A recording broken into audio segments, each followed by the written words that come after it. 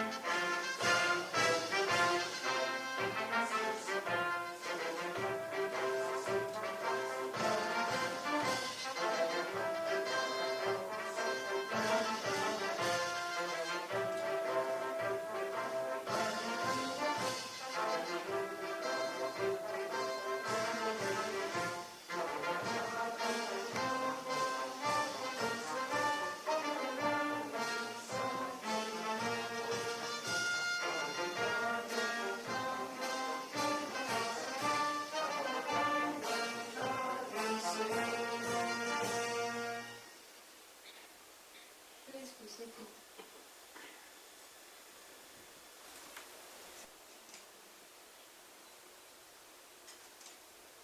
My warmest greetings to the Philippine Innovation Entrepreneurship Mission Incorporated, United Nations Dr. Shitan Kumar, members of the Diplomatic Corps, honorees, awardees, and honorable guests, as you come together for the second Philippine Innovation Convention this afternoon. I join you as well in awarding the 2018 Philippine Innovation Man of the Year and in presenting the 2018 Leadership Innovation Awards. In the past decades, we have seen how technology has grown at breakneck speed. However, in this age of tremendous possibilities, it has become all too easy to get sidetracked from our commitment to the poor and the marginalized, especially when we do not employ these tools at our disposal to create avenues for positive, sustainable change. I hope that this gathering will serve as a platform for our most competent leaders and fearless innovators to discuss our most persistent issues. As you exchange ideas, may you shed light on current, up-to-date, and best practices in your respective communities. In doing so, it is my hope that each one present here today will find ways to deepen their understanding of the problems we face as we redirect and refocus our efforts as a team in nation building. We at the Office of the Vice President believe that social enterprise plays a critical role in inclusive growth. Through our flagship program, Angat Buhay, we have had the honor of working with organizations such as the Spark Project, a crowdfunding platform by Patch Dulay that has raised over 4 million pesos for fledgling local businesses, and Reese Fernandez Ruiz Rags to Riches, a thriving enterprise which has trained more than 900 artisans, mostly mothers from urban communities, to craft and sell intricately and beautifully designed a fruitful convention. Mabuhay po kayong lahat.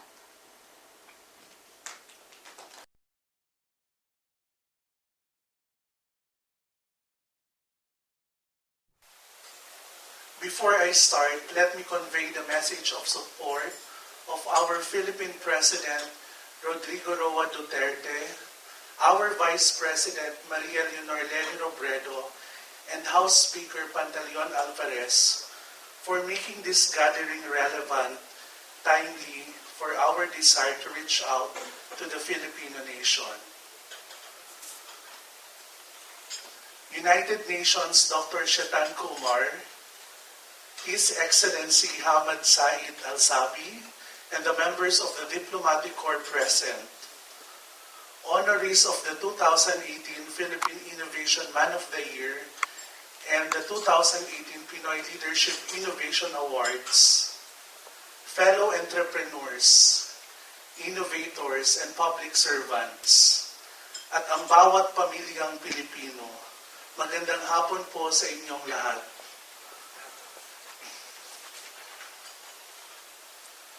We are proud that we come together to celebrate our shared victories through simple yet extraordinary. And in so many ways, what a meaningful pursuance to gestures that varies the marathon of differences in complexities rooted to nation building. The platform of our advocacy is to inspire and encourage our countrymen in the engagement of business excellence in multiple forms of innovation as entrepreneurs, educators, professional practitioners, public servants, as well as its other allied occupations that fosters human welfare and development. The Philippine innovation brings the Filipino people united and resilient in demonstrating our resources for the global market. If not, we continuously carry the torch to our foreign counterparts by the powerful narratives we have, the impediments we overcome, as we continuously achieve and search the brightest blueprint for the greater accountability to our countrymen. Together with the Search Committee, we are very happy to have this chance of recognizing the honorees of the Philippine Innovation Man of the Year. In national defense, we have exemplified honoree who foster defense and security, special operations, foreign military affairs, public diplomacy, veterans affairs, and strategic leadership. Congratulations, Secretary Delphine Lorenzana. In business and television entertainment, congratulations, Mr. Wilson Cheng, for empowering the televiewers with broader cultural entertainment programs, for your commitment as you lobbied the reduction of the amusement tax and the enactment of the anti-film piracy law. There's no doubt that our third honoree proved his strong stand in improving the programs of the Philippine National Police.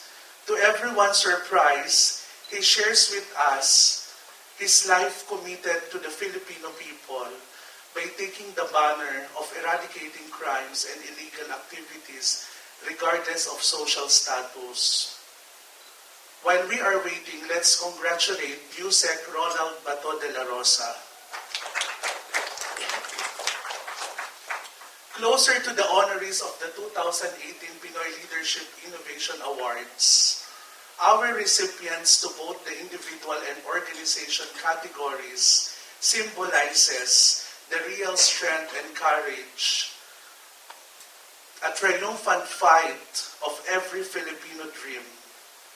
In Philippine innovation, we salute the men and women in the countryside as well to bring the message to the whole nation that anyone can inspire their respective communities.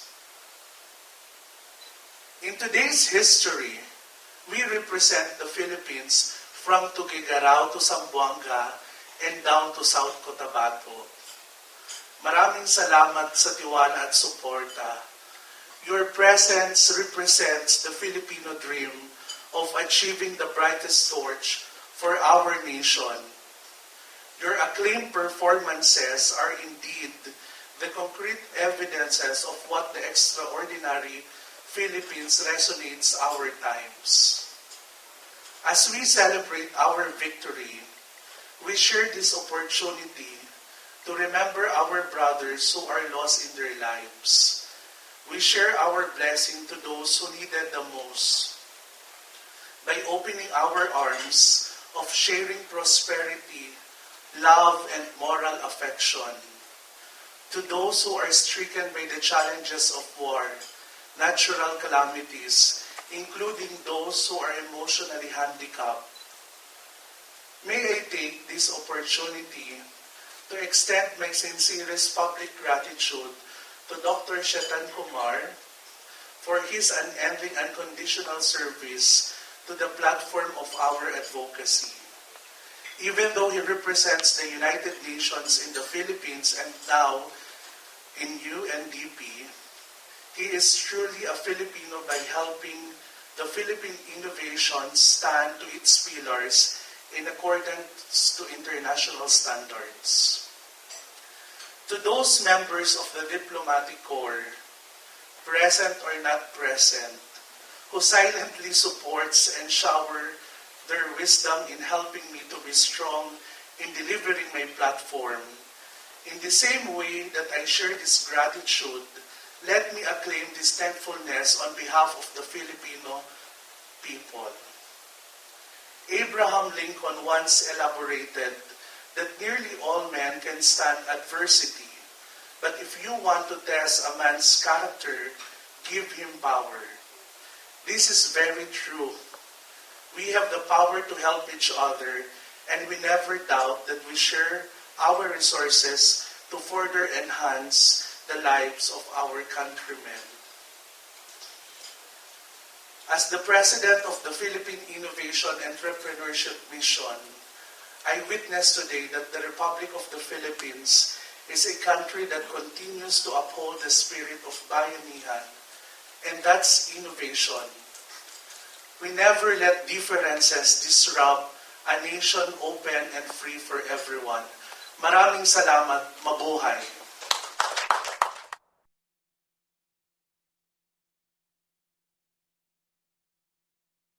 It's quite a unique and particular pleasure to speak about innovation here in the Philippines. I first encountered Philippines in the year 2012. It was about 6 years ago.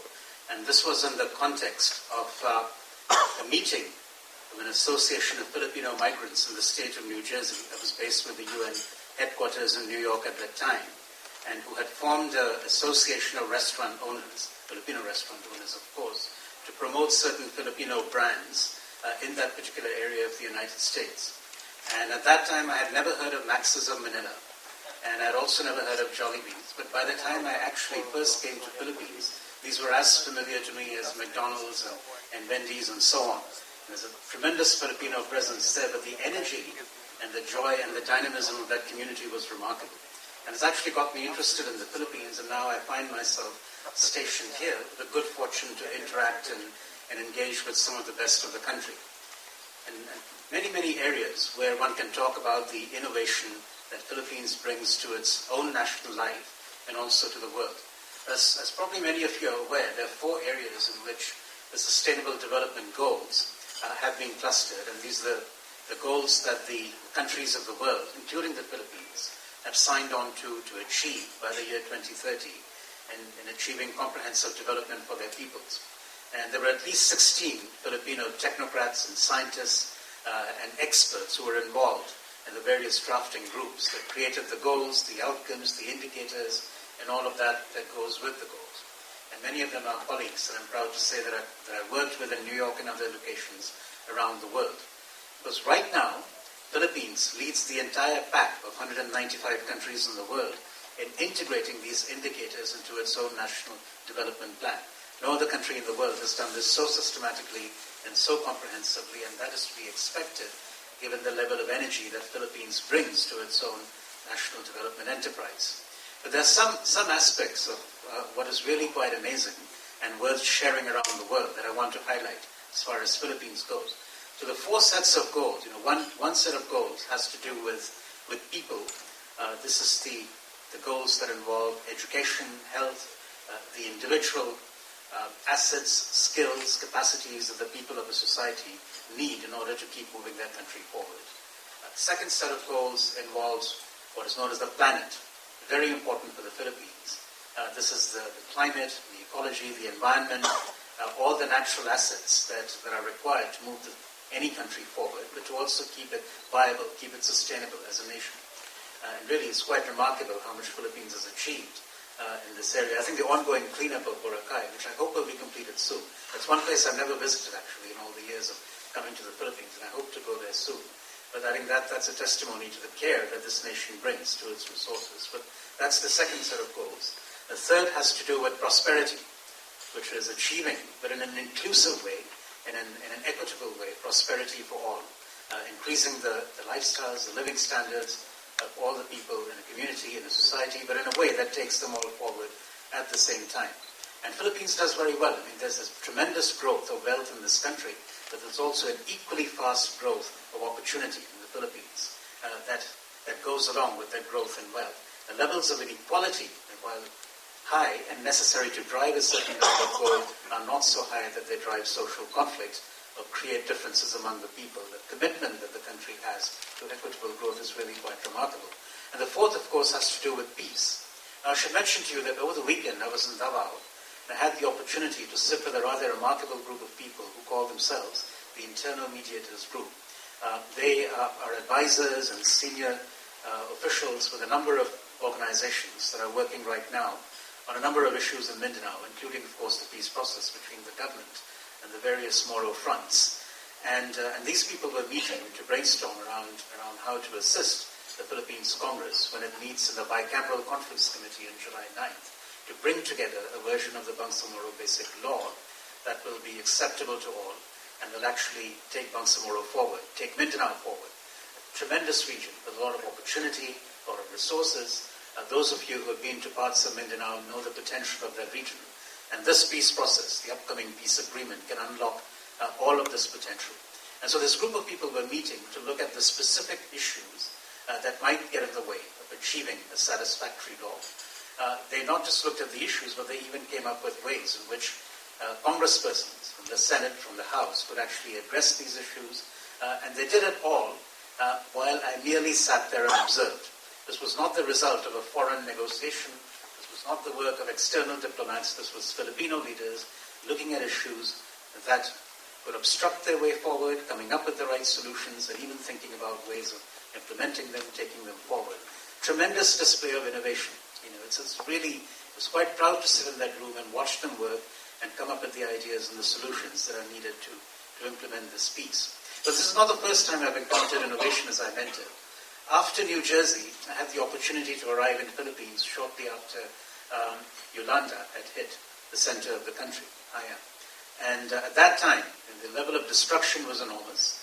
And what was remarkable was within 48 hours of that typhoon having struck the center of the country, and before any other assistant teams from the UN or from anyone else could go in, you had Philippines Airlines flying commercial flights in and out of Tacloban. They got some help from a nearby US facility to level the airfield.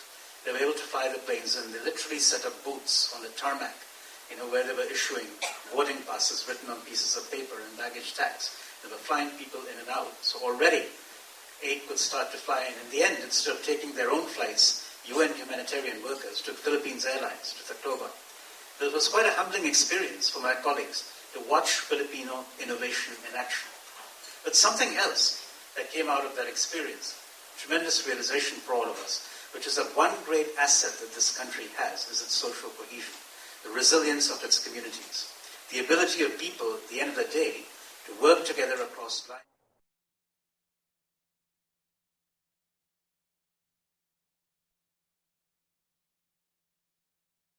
This means that I'm doing something right for the service of our country, particularly in the aspect of national defense and security. I'm also deeply aware of the fact that in receiving this honor, I'm entering a company of men and women who have served the nation with unselfish and constructive devotion. I offer this award to my family and to my One Defense team, for without their support, I will not be able to be the kind of man deserving of this honor. To my fellow honorees, let us continue to create change and to make a difference for this nation. As I've said, this is a very brief message. Thank you very much. Congratulations. Good afternoon, and may God be with us.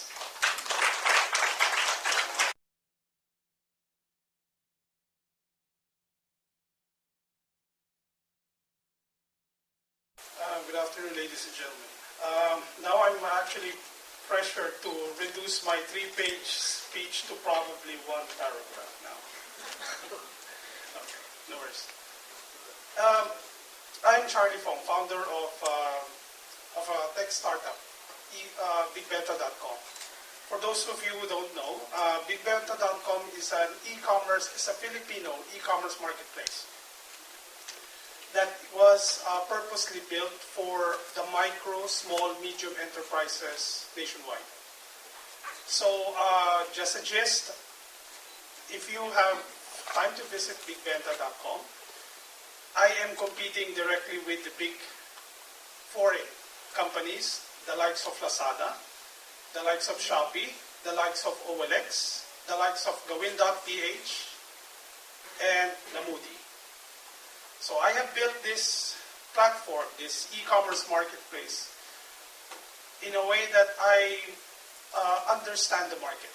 So the adoption of e-commerce in this country is pretty small still. We're actually one of the dead last in this part of the world. And because of that, I thought that it would be a better idea if I come out with an e-commerce marketplace the way the Filipino market and the entrepreneurs would have wanted it. So one of the key requirements is, when I did my study, was that Filipinos we are fond of having a one-stop shop. So when you're talking about the merchants or the entrepreneurs, you're not talking about buyers and sellers of products only. You are also talking about people who are offering their services, or people who are offering real estates, or people who are even in second-hand items or used items. So I created that platform to cater to all of those, which is kind of difficult, to be honest. And but no worries, that's how things are. We're taking all those challenges aside. We are building the most flexible for our merchant in terms of payments. When our competitors are usually come out with saying 15, 30 days payment, we have even merchants that we pay in advance before we even get their items. There are competitors of ours that are forcing some of the merchants to actually load up their inventories in their own warehouses. And guess what? Big Benta does not have a single warehouse. We don't have a single inventory. We don't even have a single messenger for our delivery. We rely on a lot of our partners here locally. So what we are good at is talking to our customers, talking to our merchants almost on a daily basis. So our, so to speak, puhunan is a lot of talking, which is totally quite different when you are engaged in an online marketplace. Big Benta understands the local market, and we have the platform, the process, and the business model to cater to the MSMEs. We do not compete with any of our merchants nor any of our partners' businesses.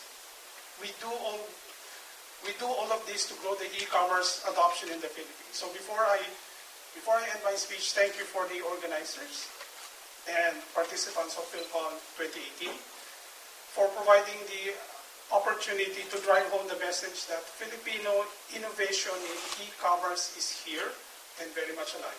Thank you very much.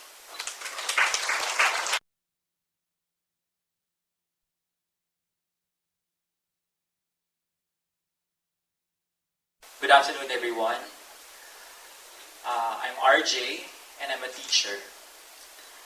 An African proverb says, "It takes a village to raise a child." Today, I share with you the story of Green Valley College, a private educational foundation based in South Cotabato, Mindanao, and how the institution was able to become an instrument to help raise young men and women so that they become productive members of the society with the help of their village and their community. You see, the school is founded by my parents, my father and mother, with a desire to help financially challenged children and their families earn their diploma. The school, Green Valley College, began by catering to children of farmers as pioneering students.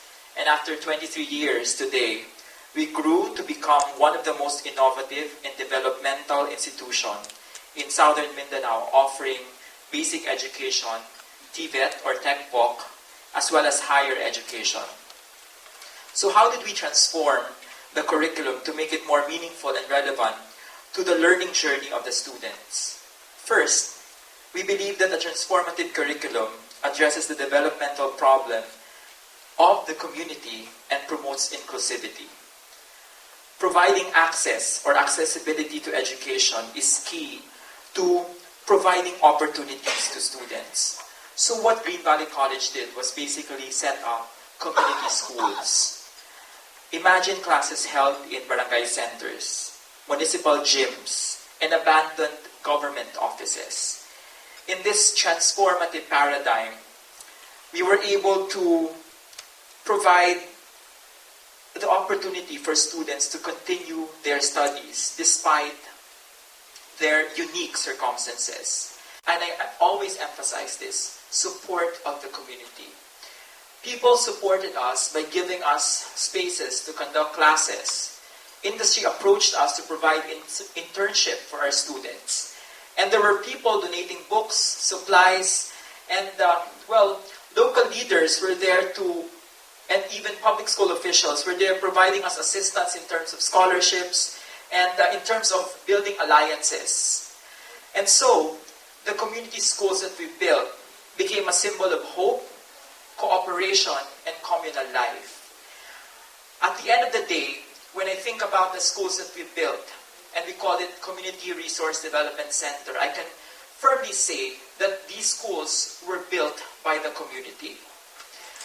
As a recipient of the 2018 Pinoy Leadership Awards, this honor affirms our contribution in building schools closer to community, closer to the last and the least of the society, or as our Vice President would say, closer to the laylayan.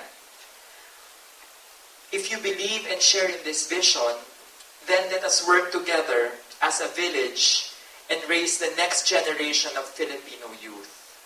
Thank you so much, and good afternoon to everyone.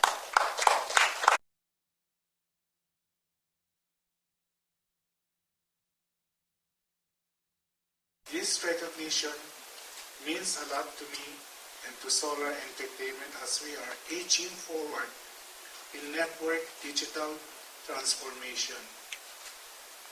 Just of recent, we have launched our DTH service, Aguilasat, and the DTT service, ECTV. We are also in the middle of pipelining other modes of digital content delivery and distribution. Digital media is probably the world's fastest growing technology today, with content viewing still the cheapest and most popular form of entertainment. Films, for example, are getting a narrow window between their theatrical run and digital streaming.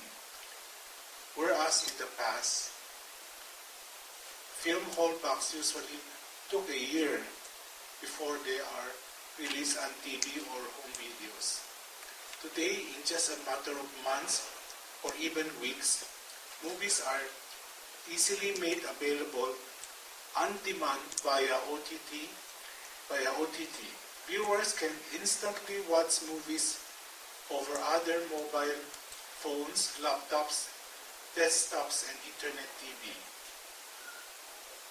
As a stalwart of Philippine cinema who's been in the industry for 47 years, I've seen it evolve from the reel to digital frames, and I must say nothing will compare to the magical experience of the silver screen. That momentary and solitary escape from reality, of being teleported to a totally different realm, straight from the dark room of the theater house. But as a media innovator, I must also say that we cannot simply fend off the leaps and bounds of digital media. The next and the best alternative is to distribute through digital streaming. It won't be long before it becomes a norm that films will be created exclusively for digital experience. And I'm not just talking about films for digital streaming, but virtual reality movies that will evoke a lot of viewer engagement and personal interaction in real time. This should not in any way at all compete with mainstream cinema, as both promise a different viewing experience altogether. The important thing is we are here to offer up our customers more forms of entertainment delivered through innovative modes that serve and inspire. Again, thank you very much to Philippine Innovative Entrepreneur Mission. It's quite a mouthful. And heartfelt gratitude for this award. Thank you.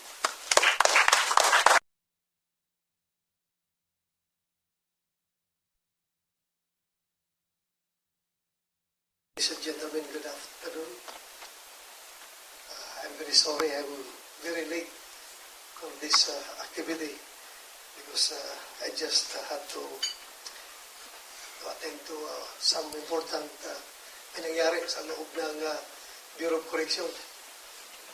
I hope it was a big riot para maubos na sana yung mga drug lords sa loob ng kulungan, but luckily it was not.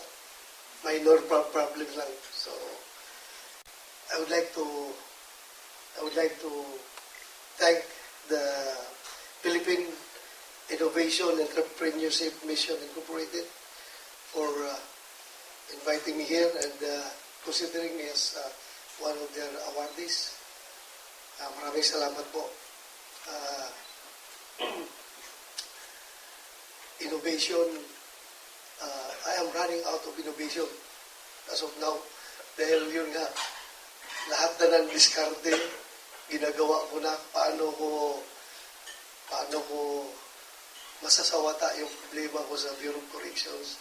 Siguro hindi, sorry for the foreigners, I'm not really good in speaking English.